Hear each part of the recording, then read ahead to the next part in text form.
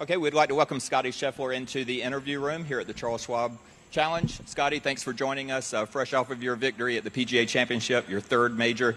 If we can get some comments on last week, reflect on that, but also being here at Colonial this week. Yeah, I mean, last week was a great week. Was fortunate to be leaving on Sunday with the trophy, and yeah, it's good to be back here in Texas playing at home. This is a golf course that I really love and always enjoy coming back to, so I'm looking forward to the challenge that this golf course presents. It's a little bit of a different golf course than last week, so yeah, trying to get prepared. Yeah, your sixth start here at this event. You come in with three straight top three finishes here, including two runner-ups. What is it about this course that you love so much and fits your game? I think you got to hit it so well around this place, and I just feel like it's a unique challenge that we see on the PGA Tour. You know, we don't play Bermuda grass very often, and we don't play golf courses like this very often. So I like the challenge of more of an old school design, and I think it's just a place that hasn't changed much over the years, and it continues to test us, and I'm looking forward to trying to battle this place again this year. All right, thank you. We'll open it up to questions. We'll start with Jonah. Hey, Scotty, I saw you walk a few holes with Charlotte and her brother. Just curious, do those moments have a bigger impact on you now that you're a father yourself? I think I definitely have a better understanding of what it's like to be a parent. You know, I think being a parent has given me a greater appreciation for my own parents. But at the same time, when you get to meet people like that and girls like Charlotte, I mean, she's such a bright spirit. She was a lot of fun to walk around with for a couple holes, and she said she's a jazz dancer. I was trying to get her to teach me a couple moves out there. She wouldn't quite budge though. So maybe tomorrow when I see her, she'll be a little more willing to teach me. But no, it was a ton of fun. It was good to be able to treat them to a few holes out there, and I love being able to walk around and keep things loose with the kiddos. All right, let's go to Brad on the aisle here in the middle. After your two previous major wins, you were off the week after the 22 Masters, and you won the week after 24. I was just wondering what it was like to play the week after winning a major. Is there any feeling like any sense that you're playing with house money? I mean, every tournament I try to treat differently. I mean, coming off a major win, I mean, obviously there's a lot of emotion and stuff that comes with, winning that golf tournament. But at the end of the day, I didn't just show up here to Fort Worth to just walk around and celebrate last week. I mean, I'm here for a reason, and that's not to just play, a couple ceremonious rounds and then go right off in the sunset. I'm here for a reason. That's to compete. My prep work for this tournament will obviously be a bit different than it normally is for an event. I didn't really do much yesterday or the day before. Yesterday I went to the gym and kind of got back doing that stuff a little bit, but this is my first time on the course, and today I'm just playing 9 holes and getting out of here. I'm not doing my normal practice routine just because I need to focus more on rest than I do getting prepared for the course. Fortunately, this is a golf course that I've been around numerous times, and today I got a good feel for the speed of the greens, hit a couple bunker shots, hit some chips out of the rough, but outside of that, I just need to give my brain and body rest to prepare for another event. All right, let's go to Tim right here, and then Skylar. You talk about the golf course last year when you guys came here. It had just reopened after the renovation, so it was still fresh. This year, it's got a little time to mature. What did you notice that has changed over the course of the year? And what has changed over it? I mean, you struggled the first couple times out here. The first 2 times you played in this event, you kind of figured something out, maybe that third year. And, what are the changes on the golf course that you've seen over your time here? Well, I mean, last year showing up, there were some pretty drastic changes. A lot of the greens that were elevated were kind of flattened out, and some of the runoff areas were taken away and replaced by rough. I say the biggest difference from this year to last year is I think the rough has matured a little bit, and the greens have also matured.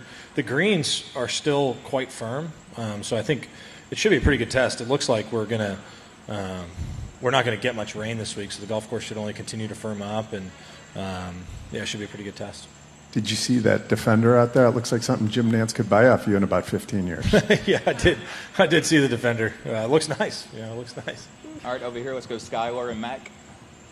Scotty, we know how important the Byron Nelson is to you, but it seems like maybe you picked this over perhaps the Signature Truist event just to avoid, 6 or so weeks in a row of playing. First of all, is that the case? And secondly, the same kind of question, how important is Colonial to you just based on it being in your home market and things like that? Yeah, I think anytime I can sleep in my own bed and play a golf tournament is a nice thing. It's really nice to be able to be here at home, and we always get great support here in the Metroplex, and it's always fun coming back here to play Colonial. And like you said, I love the golf course here. I think it's a great test, and so that's also one of the big reasons I try to come to this event each year is just for the golf course. But overall, it's great to be back in the Metroplex. So, like I said, we get great support, so it's a lot of fun to play in front of a home crowd. All right, Mac, and then Art. I got two questions for you. Have you wondered at all personally in the last 2 years, because you've been on a heck of a run here, if you'd still have the same achievements had everybody from the other tour been in all the tournaments that you've been playing in? Have you ever thought, I wonder if I'd still finish, would I still be number 1 or 2 or any of those things, had Bryce and Brooks and those guys been with you consistently throughout this entire duration? Do I think that some of the results would have changed? Yeah. Who knows? I mean, I only get to compete against those guys 4 times a year, and that was their choice, not mine. And so, at the end of the day, I'm here competing and doing the best I can, and that kind of stuff. What's the point of me thinking about? I mean, there's really absolutely no point to that. We get 4 chances to compete against them, and last week went well, and I'll get another chance here in a few weeks. So, on behalf of golf fans everywhere, do you have any idea where the tours are in terms of potentially merging, so you guys might get a chance to play together more often? I mean, I don't really know. That's for the higher-ups to decide. And, I've said it a few times this year. If you want to figure out what's going to happen in the game of golf, go to the other tour and ask those guys. I'm still here playing the PGA Tour. We had a tour where we all played together, and the guys that left, it's their responsibility, I think, to bring the tours back together and, go see where they're playing this week and ask them. Thank you. All right, Art. Hey, Scotty, you certainly got a lot to choose from now with 2 Masters tournaments and PGA and a lot of other stuff. What's the coolest golf memorabilia you've gotten from some of your wins or some of the stuff that you've got? I mean, I guess the coolest piece of memorabilia I got to give back when you don't win the tournament is probably the green jacket. I mean, that's always tough having to give that one back. But you got it when you're there, though. Yeah, only while you're there. Yeah, you get to wear it on property, which is, I mean, it's a pretty cool feeling, and it's very cool to be able to show up to the Champions Dinner each year. And I mean, I think it's hard to find a cooler piece of golf memorabilia than the green jacket, but sadly, it's not in my possession currently.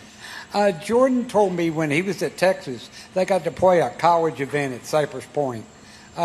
What's the coolest place you played in competition, you think? In college? Or anywhere, just in competition, not just with buddies, whatever. I mean, I hate to go with the same answer as the last question, but I think Augusta National, growing up here in the States, I think that golf tournament was always just different for us. And having it hosted on the same golf course each year in such a special place, I think anytime you're able to step foot on that golf course and play it, I think it's one of the best tests of golf that we see all year. And, I really always look forward to that event. We have great memories there, and it's a really special place. All right, we'll take a couple more. Brad? I think one of the biggest reactions around here was to your win, PGA, was when you did the football spike. Was there any football player you had in mind, or was that a football spike? What was that exactly?